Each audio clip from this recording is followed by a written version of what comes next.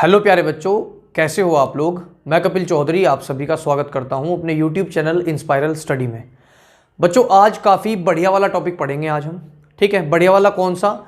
आप लोगों ने थंबनेल में देख लिया होगा कि आज हम उत्सर्जन तंत्र यानी कि एक्सक्रेटरी सिस्टम के बारे में बात करने वाले हैं। एक्सक्रेटरी सिस्टम मतलब बच्चों क्या समझते हैं? देखो बच्चों, सभी को पता है, सभी लोग अपनी दिनचर्या में रेगुलर बेसिस पर, है ना, और सुबह उठ करके फ्रेश, जिसको कहते हैं कि फ्रेश होते हैं, है ना, तो वो एक तरीके का उत्सर्जन तंत्र ही है। ठीक है ना, एक उत्सर्जन कार्य ही है कह सकते हैं। ठीक है, जिस पदार्थ को हम रिलीज करते हैं वो उत्सर्जी पदार्थ है। तो बच्चों इसी चीज के बारे में थोड़ा डीपली आज कोशिश करेंगे जानने की। पहली बात बच्चों कि इस एक्सक्रेटरी सिस्टम का ये पहला पार्ट है। ठीक है, क्योंकि वीडियो बहुत लंबा हो जाता, आपको मजा बिल्कुल ना आता देखने में। ठीक है, तो पहली चीज के पहला पार्ट है, सेकंड पार्ट आपको कल मिल जाएगा। ठीक है, अब बच्चों शुरू करते हैं। देखो बच्चों, जब हम लोग एक्सक्रेटरी सिस्टम पढ़ रहे होते हैं तो हमें सबसे पहले किडनी की चिंता होती है ना, कि भाई किडनी को पढ़ेंगे तो ही एक्सक्रेटरी सिस्टम हम पढ़ पाएंगे। ठीक है बच्चों, तो यहां पर मैं आप लोगों को बता दूं कि किडनी के अलावा भी हमारे पास 4 से 5 ऐसे अंग होते हैं जो एक्सक्रेशन का काम करते हैं, यानी उत्सर्जन का काम करते हैं। देखो बच्चों, सिंपल सी भाषा में समझो तो हमारी बॉडी में जो फालतू का मटेरियल है, जो फालतू के पदार्थ हैं, उनको बॉडी से बाहर फेंका जाता है। बात समझ रहे हो ना? सपोज करो घर पे आपकी मम्मी चावल बनाने वाली है। ठीक है, अब चावल बनाते समय वो क्या करती हैं, वो अपने पास में एक थाली पकड़ती हैं, उस थाली में चावल डालती हैं और जो भी उसके अंदर ऐसे पदार्थ उनको बाहर फेंकते हैं हम। ठीक है, तो ऐसे ही हमारी बॉडी में भी जो चीज काम की होती है उस काम की चीज को बॉडी रख लेती है और जो बेकार की है उसको किसी ना किसी माध्यम से बाहर फेंक देती है। ठीक है बच्चों, आप लोग मॉर्निंग में बात करें तो हम लोग क्या करते हैं, हम लोग पेशाब करते हैं, यानी यूरिन हम लोग बाहर निकालते हैं, वो भी एक उत्सर्जी पदार्थ है। हम लोग सुबह ही फ्रेश होते हैं, लेट्रिन करने जाते हैं, तो वो भी एक उत्सर्जी पदार्थ है। हमारी बॉडी से हम लोग CO2 निकालते हैं, वो भी एक उत्सर्जी पदार्थ है। हम लोग कभी कभार हमें खांसी हो जाती है ना, सपोज करो खांसी हो गई, और खांसी होने पे नॉर्मली जो सबसे बड़ी समस्या आती है वो आती है बलगम की, है ना, तो हम लोग बलगम भी निकालते हैं, है ना, तो वो भी एक उत्सर्जी पदार्थ है। ठीक है बच्चों, साथ ही साथ हमारी बॉडी से हम लोग बहुत काम कर लेते हैं, गर्मियों में काम कर लेते हैं, तो हमारी बॉडी से पसीना निकलना शुरू हो जाता है। ठीक है, तो वो भी एक उत्सर्जी पदार्थ है। अब कई बार बच्चों आपने देखा होगा, अब सर्दियों में तो आपको वो प्रॉब्लम नहीं आएगी, लेकिन गर्मियों में आप इस चीज को देख सकते हैं कि आपका जो इनर वियर आप पहनते हैं, अंदर का छोटे वाला बनियान जो आप पहनते हैं, गर्मियों में ज्यादा घूम लेने से या काम कर लेने से वो वाइट हो जाता है। तो यानी सिंपल सी बात है कि वहां से नमक भी रिलीज होता है। अब बचपन में एक काम आप लोग करते थे, हम लोग सभी करते थे, किसको क्या पता है ना, बताना नहीं चाहता, पता सबको है। ठीक है, बचपन में बच्चे काम करते हैं, है ना, क्या काम करते हैं कि अपने पसीने को चाटना शुरू करते हैं। तो बचपन का टेस्ट आप तक अभी भूले नहीं होंगे, मैं भी नहीं भूला हूं। ठीक है, तो बच्चों ये थोड़ा नमक का लगता है। तो सिंपल सी बात है कि बॉडी से बाहर ये चीजें निकल रही हैं, इसका मतलब हमारी बॉडी से नमक भी रिलीज हो रहा है। तो आज इन्हीं चीजों को हम जानने की करेंगे कोशिश।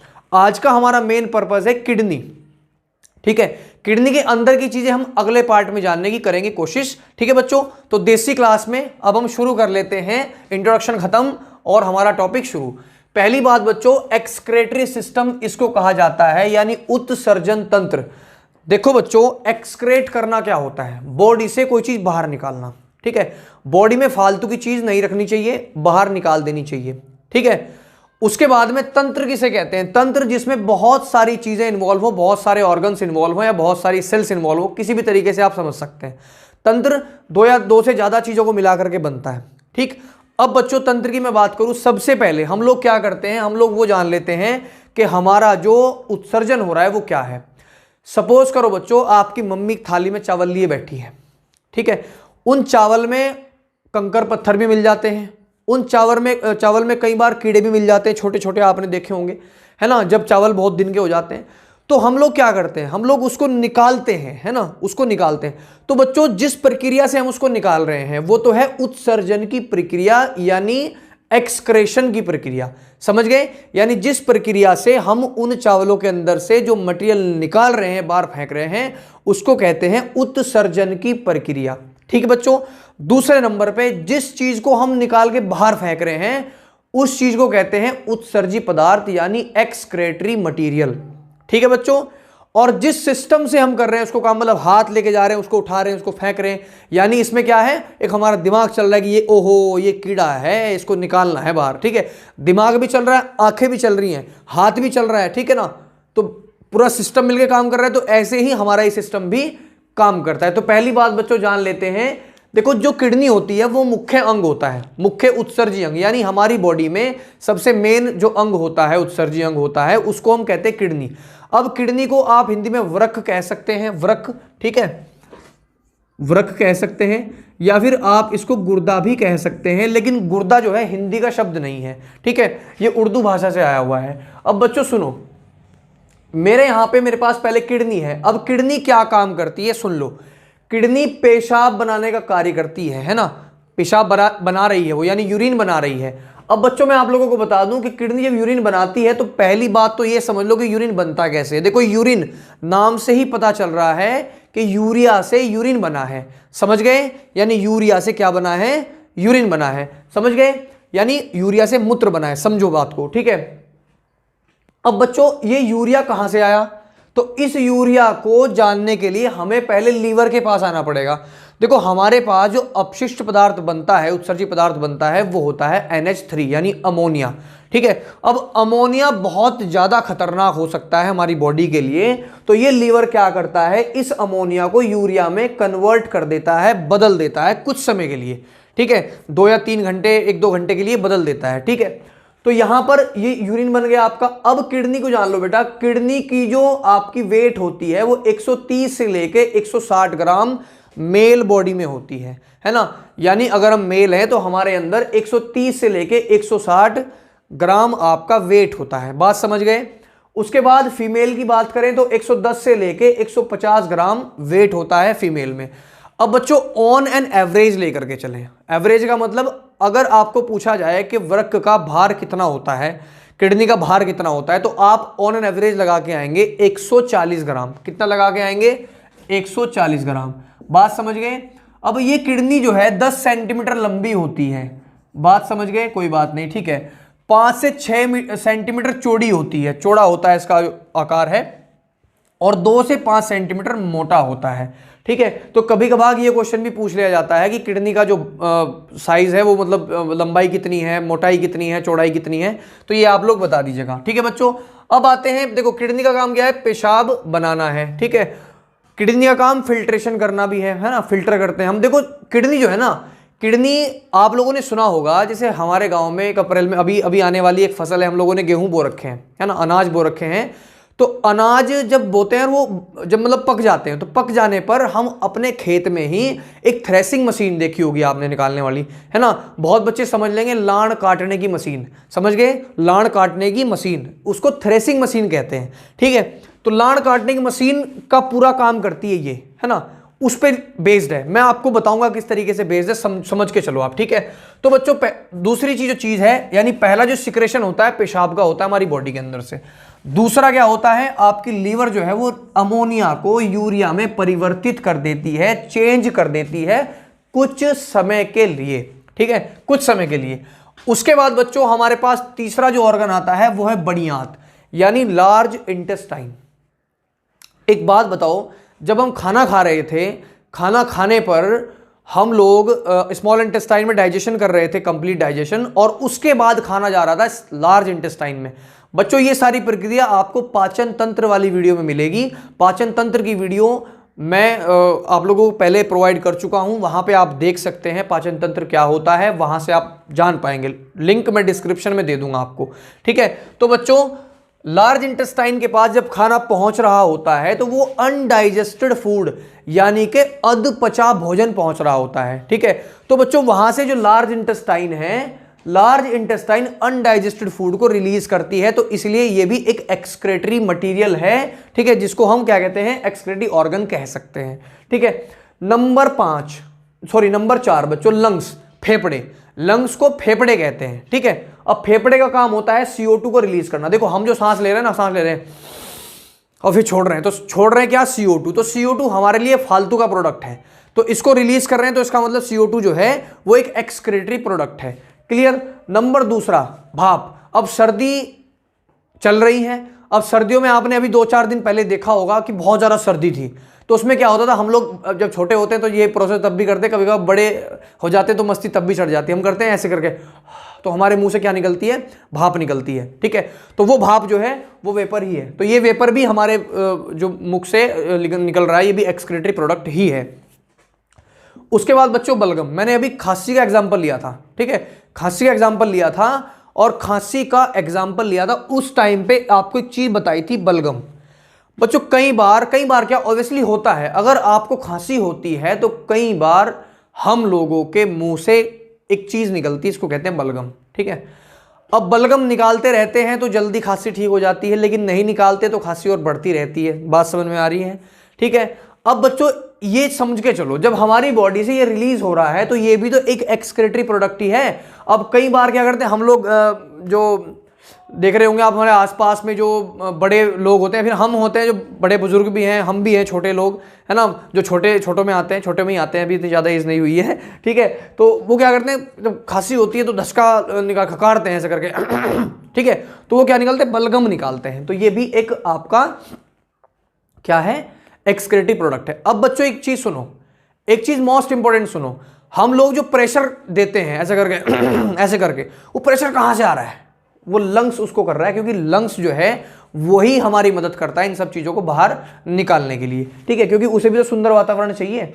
अब बेटा स्किन से देखो, स्किन से पसीना निकलता है, हम उस पसीने को बचपन में चाट भी लेते हैं, बड़े हो गए तो नहीं चाटते, इतना पागल कोई नहीं है, लेकिन बचपन में उसका टेस्ट पता लग जाता है कि पसीना है, और पसीना नमक का होता है, नमक जैसा होता है, नमकीन होता है।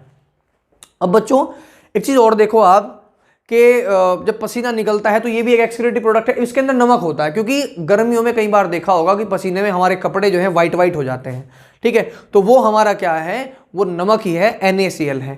साथ ही साथ बच्चों सुबह को जब उठते हो तो सुबह को आपने नाक पे देखा होगा, नाक पे कुछ ऑयली पदार्थ रहता है, वो भी हमारी बॉडी से रिलीज ही होता है, उसको भी हम एक्सक्रीटरी प्रोडक्ट ही कहते हैं, ठीक है बच्चों। तो ये तो था आपका जितने ऑर्गन्स थे, तो कुल 5 है हमारे, ठीक है, और कुल 5 है हमारे ऑर्गन जो हमारे एक्सक्रीटरी ऑर्गन है। मुख्य अंग कौन सा है, किडनी, मुख्य अंग कौन सा है, गुर्दा, ठीक है। अब बच्चों आते हैं किडनी पे, ये किडनी की स्ट्रक्चर है।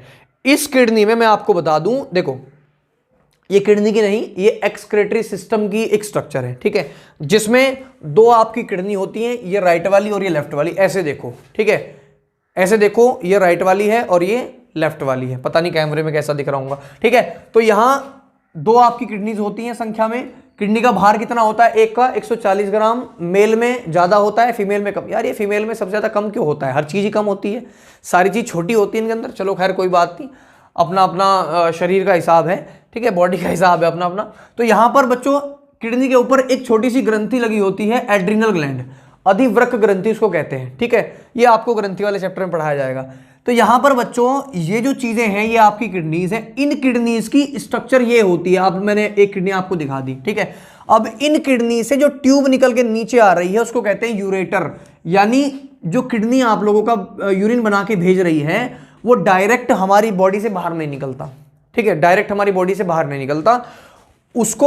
अब देखो 2 किडनी है तो दोनों किडनी से एक एक आपकी ट्यूब आ रही, तो एक एक ट्यूब आकर के यहां पर रुक जाती है, और ये जो मैंने आपको ये डिब्बा सा जो बनाया हुआ है मैंने, इसको कहते हैं यूरिनरी ब्लैडर, यूरिनरी ब्लैडर। बच्चों जो पेशाब की थैली कहते हैं इसी को कहते हैं, समझ गए, ठीक है, क्या कहते हैं, जो पेशाब की थैली होती है इसी को कहते हैं, जहां पे आपका यूरिन स्टोर होता है, यूरिनरी ब्लैडर यानी मूत्र आशय, मूत्र का घर, मूत्र आशय, ठीक है, आशय मतलब घर होता है, संस्कृत पढ़ी होगी आप लोगों ने, ठीक है। उसके बाद यहां से जो यूरिनरी ब्लैडर है इससे एक नली और आती है जो आपके पेनिस से होके आती है ना, जो आपके शिश्न से होके आती है, उसको यूरेथ्रा कहते हैं, इस माध्यम से आपका जो यूरिन बाहर निकल जाता है। अब बच्चों एक चीज सुनो आप, ये आपकी किडनी है, इसकी स्ट्रक्चर कुछ इस तरीके से होती है, ठीक है। इस किडनी के अंदर आपके क्या पाए जाते हैं, नेफ्रॉन्स पाए जाते हैं, ठीक है, क्या पाए जाते हैं, नेफ्रॉन्स, और ये नेफ्रॉन्स इनकी यूनिट है, यूनिट मतलब इकाई। देखो बच्चों इकाई हम उसको कहते हैं जो सबसे छोटा होता है, देखो बॉडी है हमारा शरीर है ना, छोटी छोटी सेल से मिलकर बना हुआ है। किससे मिलकर बना हुआ है? छोटी छोटी सेल से मिलकर बना हुआ है। तो सेल क्या है? यूनिट है। बात समझ गए? हमारा कोई मैटर है, वो मैटर छोटे छोटे पार्टिकल्स यानी एटम से मिलकर बना हुआ, तो एटम यूनिट है। बात समझ में आ रही है? मान लो कोई घर है, तो उस घर को बनाने में ईंट, पत्थर, आपका बजरी, रेत, बालू वगैरह सब लगा हुआ है, लेकिन आपकी जो ईंट है वो ईंट आपकी यूनिट बोली जाती है, क्योंकि ईंटों से आपका घर बना है, क्योंकि बहुत सारी ईंट हम लोग लगाते हैं। ठीक है, तो ईंट यूनिट। तो ऐसे ही आपका नेफ्रॉन जो है यूनिट है। अब सारा काम नेफ्रॉन करता है। किडनी आपका जो है ऑर्गन है, इसके अंदर लगभग कह सकते हैं कि 7 से 9 लाख तक, ठीक है, 7 से 9 लाख आपके नेफ्रॉन्स होते हैं। यानी अब देखो, इतनी छोटी सी 140 ग्राम की एक किडनी और उसके अंदर 9 लाख तक आपके नेफ्रॉन्स हो सकते हैं, तो फिर छनन का काम कौन करता है? नेफ्रॉन्स करते हैं। नेफ्रॉन्स की अपनी स्ट्रक्चर है, ये सेकंड पार्ट में पढ़ाऊंगा, उससे पहले जान लेते हैं आपकी किडनी का। देखो, किडनी का जो मध्य का भाग होता है इसको कहते हैं हम मेड्यूला। ठीक है, क्या कहते हैं? मेड्यूला कहते हैं। किडनी के बाहर का जो भाग होता है उसको कहते हैं कॉर्टेक्स यानी वल्कुट। बात समझ में आई? क्या कहते हैं? वल्कुट। ठीक है बच्चों, अब उसके बाद ये जो आपकी निकल के आ रही है, यहां पर 2 प्रकार की होती है, आर्टरी होती है, एक वीन होती है। बच्चों यहां पर क्या होता है, हमारी जो किडनी है वो किडनी छनन का काम करती है ना, ब्लड को छानने का काम करती है, यानी उसके अंदर से जो अपशिष्ट पदार्थ है उनको निकालने का काम करती है। ब्लड को प्यूरिफाई नहीं करती, ब्लड को प्यूरिफाई करते हैं फेफड़े। मैंने आपको हार्ट चैप्टर में बताया था। ठीक है, क्या बताया था? कि आपके लंग्स जो हैं वो आपके ब्लड को प्यूरिफाई करने का काम करते हैं। ये केवल इसके अंदर से अपशिष्ट पदार्थ निकालती है। ठीक है ना, यानी जो हमारे उत्सर्जी पदार्थ है वो निकालती है। बात समझ में आई? ठीक है, अब होता क्या है, यहां जब आपकी जो आर्टरी वीन्स लगी होती है, ये इसी काम के लिए है कि आपका जो रक्त है वो अशुद्ध आए और शुद्ध चला जाए। ठीक है, इस तरीके से आपका लगा होता है। ठीक है, ये आपको कल मैं नेफ्रॉन्स जब बताऊंगा तो आपको पूरी डिटेल में इसको बताऊंगा मैं। ठीक है, क्लियर? तो बच्चों यहां पर ये किडनी है, ये यहां से आपका जो यूरिन बना के भेजती है नीचे भेजती है। ठीक है, और नीचे से ये आपका यूरेथ्रा के माध्यम से बाहर निकल जाता है। अब बच्चों एक इंपॉर्टेंट क्वेश्चन है, बहुत इंपॉर्टेंट क्वेश्चन है, कई बार हम लोग सोचते भी हैं इसके बारे में। और इंपॉर्टेंट क्वेश्चन वो क्या है, हम लोग कई बार कहते हैं, देखो बहुत लोग क्या करते हैं, शराब पीते हैं, है ना, बहुत लोग जहर खा लेते हैं। तो बच्चों एक बात मैं आप लोगों को बताऊं कि जो शराब जो होती है यानी वाइन जो होती है, वाइन जो ज्यादा मात्रा में लेता है, देखो ज्यादा मात्रा में ले या थोड़ी मात्रा में ले, ठीक है, जहर तो जहर है। बात समझ में आ रही है? अगर हम लोग जहर खाते हैं, मान लो खाने में किसी को जहर दे दिया या किसी को दूध में जहर दे दिया, तो अगर वो जहर छोटे अमाउंट में है तो छोटे मोटे अमाउंट का जो जहर है उसको तो किडनी निष्क्रिय कर देती है, इनएक्टिव कर देती है। अगर ज्यादा मात्रा में दिया हो तो आपका क्या डैमेज होगा, जब ज्यादा मात्रा में आपको जहर दे दिया जाए तो आपकी जो किडनी है वो तो उसको निष्क्रिय करने में लगी है, लेकिन उससे पहले आपका लीवर खत्म हो जाएगा। तो किसी भी इंसान का अगर ये जानना हो कि इसने जहर खाया है, कितना खाया है, तो उसके लीवर से आपका पता चलता है। ये बात आप लोगों को समझ आ जानी चाहिए। ठीक है बच्चों, अब एक चीज मैं और बताऊं, दारू पीने से बहुत लोग कहते हैं किडनी खराब हो जाएगी, गुर्दे खराब हो जाएंगे। तो बच्चा गुर्दे तो खराब होंगे, लेकिन उससे पहले एक चीज और खराब हो जाती है, ये बात आप समझ के चलें। देखो पहले हम भी यही सोचते थे जब हम छोटे थे कि भाई दारू पिए और किडनी खराब हो जाती है, दारू नहीं पीते, है ना। फिर धीरे धीरे पता चला किडनी पे तो असर होता है वो इतना तो नहीं होता दारू का, है ना। लेकिन एक छोटी सी ये भी है कि जब आपकी जो वाइन है, दारू है, जो वो पूरा का पूरा जो फर्क डालती है वो हमारे लीवर पर डालती है। बहुत लोग क्या करते हैं, बहुत लोग ज़्यादा मात्रा में लेते हैं इसको, तो उनका लीवर डैमेज होने का खतरा बहुत ज़्यादा है। ठीक है बच्चों, अब एक चीज़ मैं और आपको बता दूं कि लीवर के अंदर की जो सेल्स होती हैं, जो लीवर के अंदर की सेल्स होती हैं वो ऑटोमेटिक डेवलप भी होती रहती हैं, है ना। आपकी जो लीवर की सेल्स हैं वो मतलब आपका जो एम स्लाइडन और टी स्वान ने कोशिका का एक थ्योरी बताया था उसको फॉलो करती हैं, है ना, जबकि ब्रेन की नहीं करती। तभी सर पे चोट लगने से आदमी डगमगा जाता है ना, पागल भी हो सकता है ना, अकल नहीं रहती, याददाश्त खो बैठता है। जब सैली मर गई वहाँ की जहाँ मेमोरी स्टोर है। ठीक है, तो यहाँ पर बच्चों ये चीज़ जान लो आप। बाकी जो नेफ्रॉन है उस नेफ्रॉन की स्ट्रक्चर को कल पढ़ाऊंगा। नेफ्रॉन जो है वो छोटा सा बता देता हूँ हल्का हल्का। नेफ्रॉन जो है वो हमारे गेहूं को काटने वाली जो मशीन होती है, थ्रेसिंग मशीन, जो एक तरफ भूसा निकालती है, नीचे से नाज निकल के आता है, नाज निकल के आता है, लाण काटने वाली मशीन, उस पर पूरी की पूरी बेस्ड है। एग्जाम्पल के तरीके से बताऊंगा, कोई दिक्कत आपको उत्सर्जन तंत्र के अंदर नहीं रहेगी। वीडियो अगर आपको लगी हो बढ़िया वाली, बेस्ट वाली और अच्छे वाली, तो चैनल को फटाफट कर दो सब्सक्राइब और वीडियो को लाइक भी कर दो, तथा इस वीडियो को तो शेयर कर ही दो बाढ़ को, क्योंकि ये कोई ऐसी वैसी वीडियो नहीं है, ये ज्ञानवर्धक वाली वीडियो है। बाकी कल हम एक और चीज आपको बताएंगे, है ना, कल हम एक चीज और आपको बताएंगे जो कि आपके लिए सरप्राइज होगा, है ना। तो कल की वीडियो भी जरूर देखें, इस वाली वीडियो को तो देखें ही देखें, तभी आप दूसरी वाली पे जाएं। तो बच्चों, आज का भाग 1 आपको कैसा लगा, पार्ट 1? अगर अच्छा लगा हो तो कमेंट करके बताएं, जहां कमियां रही हो आप कमेंट करके बता सकते हैं। आज की वीडियो में इतना ही। जय हिंद, जय भारत। फिर मिलते हैं एक अच्छे से टॉपिक में।